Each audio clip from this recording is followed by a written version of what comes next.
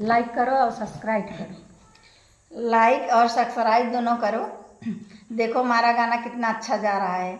हम और हमारी जेठानी दोनों जन बना रही हैं। नमस्कार।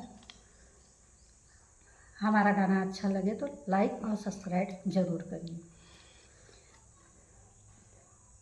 जय भोले बम भोले, जय भोले बम भोले, भोला बान्हे पगड़िया, काशी में भोला बान्हे पगड़िया, काशी में भोला बान्हे पगड़िया, काशी में गौरा नहानी डुबकी लगाई, गौरा नहानी डुबकी लगाई, झुरवावे चुनरिया, काशी में झुरवावे चुनरिया, काशी में। जय बोलो बम भोले, जय बोलो बम भोले, भोला बान्हे पगड़िया, काशी में भोला बान्हे पगड़िया,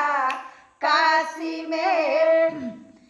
सीता नहानी डुबकी लगावे, सीता नहानी डुबकी लगावे, झुरवावे चुनरिया, काशी में झुरवावे चुनरिया, काशी में। जय बोलो बम भोले, जय बोलो बम भोले, भोला बान्हे पगड़िया, काशी में भोला बान्हे पगड़िया, काशी में।